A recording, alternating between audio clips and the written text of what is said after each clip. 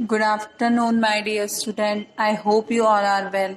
हमने chapter number 1 का revision कल स्टार्ट कर दिया था हमारे वीडियो में। अब हम जो हमारा रिवीजन आया था soil formation, type, distribution and conservation.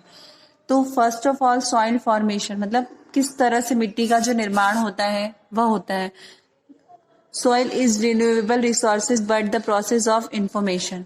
अब आप जो है मतलब इस टाइप का अगर आपके एग्जाम में क्वेश्चन आता है तो आप उसे एक्सप्लेन करके there are different factor which help in formation of soil, मतलब अलग अलग टाइप के जो फैक्टर होते हैं वह जो सॉइल है वो बनने में यूज होते हैं। Parent rock and topography, climate condition which help in weathering of rock, plants, animal and their remains, अर्थात कि इन सभी का मिश्रण से जो सॉइल है, जो मिट्टी है वह बनती है। उसके बाद ये तो आपने बता दिया फॉर्मेशन ऑफ सॉइल। आप अपने आंसर में इस तरह का मतलब ये चीज लिख देंगे। उसके बाद जो अलग अलग टाइप के जो सॉइल्स के डिफरेंट टाइप होते हैं, soil profile, soil type and distribution, मतलब किस किस टाइप से जो उसको डिस्ट्रीब्यूशन होता है, अलग अलग प्रकार की जो मिट्टियां अलग अलग क्षेत्रों में पाई जाती है वह आप बता सकते हैं। दिस टाइप ऑफ डायग्राम, आप ये डायग्राम अगर आप बनाते हैं आपके एग्जाम में तो ये आपके लिए काफी प्लस पॉइंट होगा और आपके मार्क्स जो लॉन्ग टाइप के क्वेश्चन आते हैं उसमें ये आपके लिए काफी यूजफुल होगा।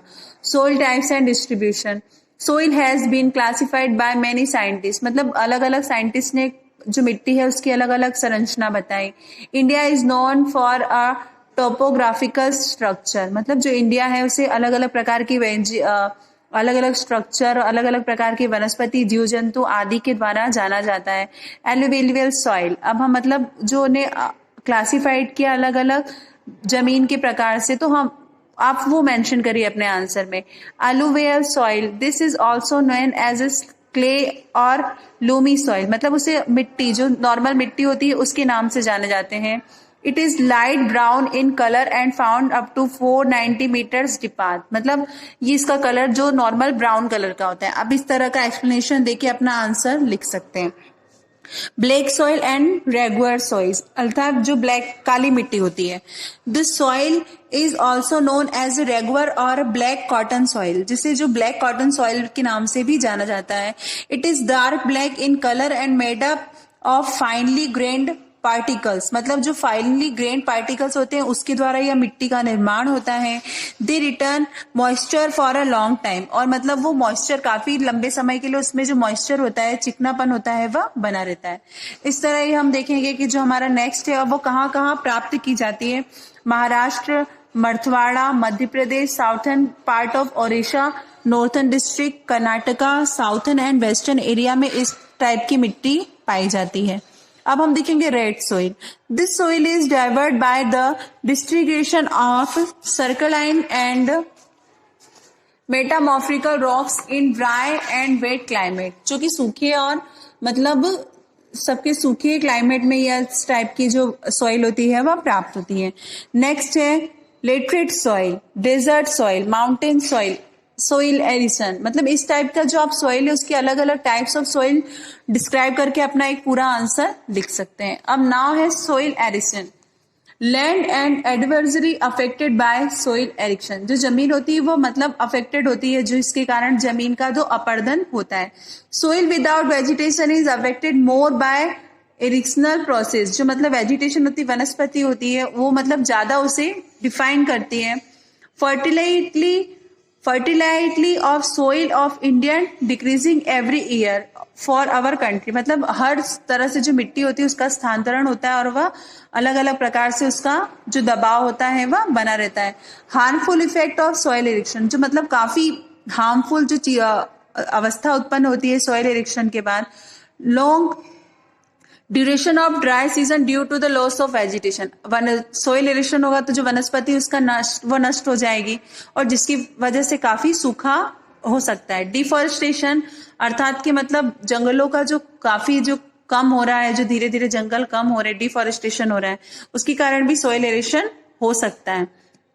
तो इस तरह के आप जो पॉइंट्स है वो मेंशन कर सकते हैं अपने आंसर में।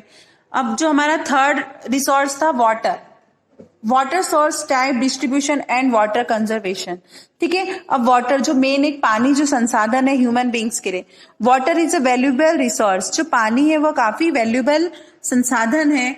It fulfils our basic need, जो कि हमारी जो बेसिक जरूरियात है उसे वह पूरा करता है। It is essential for life on the earth, जो कि जमीन में जो हमारी जो सरफेस है, धरती है, उस पर जीने के लिए जो पानी है वह काफी आवश्यक संसाधन है। The water on the earth's surface is derived from perceptional that comes into from the rain and snowfall। जो कि बारिश के द्वारा जो पानी प्राप्त होता है वह हमें मतलब या तो नदियां तालाब में इकट्ठा होता है वह अंडरग्राउंड में एकत्रित हो जाता है। अब surface of water, the surface water is available in rivers, ponds and lake. नदियों तालाबों में वह पानी मिलता है हमें। Rivers are main sources of the service water in India. नदियों का ही पानी जो होता है वह हमारे इंडिया में लोगों के घर तक पहुंचाया जाता है। Rivers are its tributaries are found in each every part of India. जो नदियां हैं और उसकी जो सतह स्थल है वो हमारे पूरे देशों में पाए जाते हैं।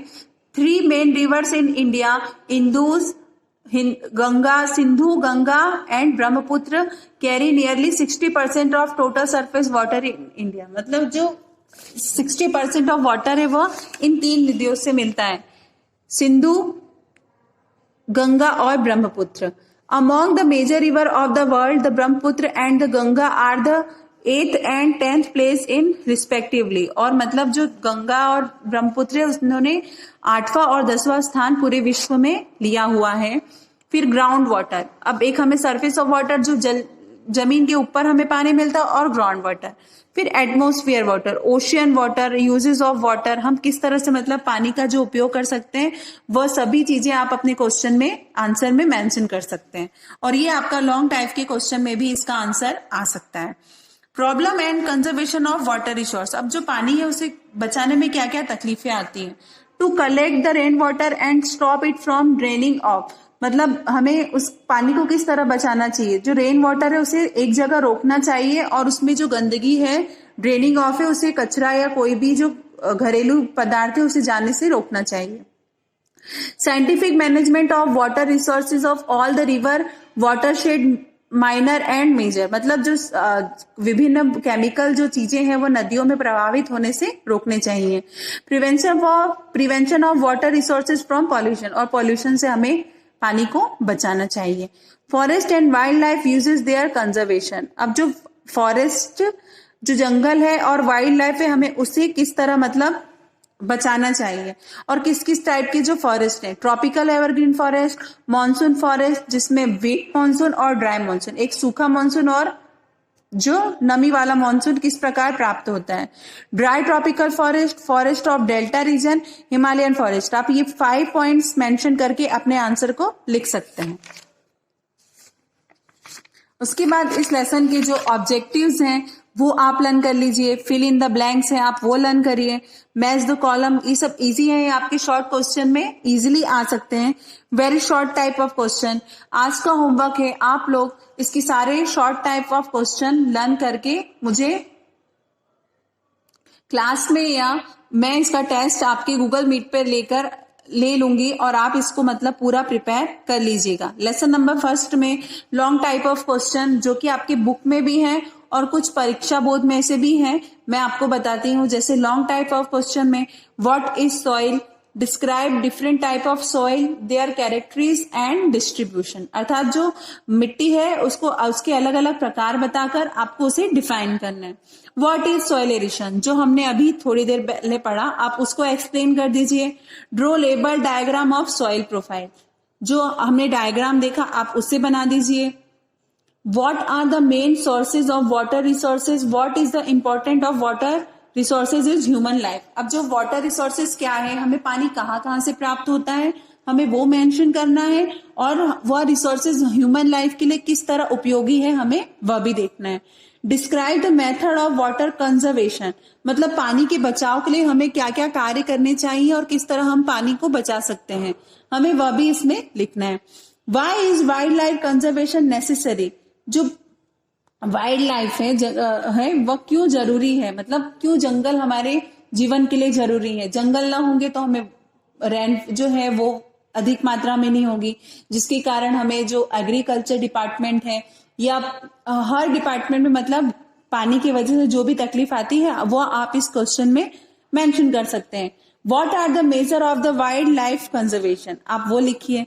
इसके बाद आप लोगों को लेसन नंबर 1 से जो भी क्वेश्चन आपको समझ में नहीं आ रहा है, आप मुझे क्वेश्चन बताइए या मुझे पर्सनल मैसेज करके आप उसमें पूछ सकते हैं, मैं आपको एक्सप्लेन कर दूंगी।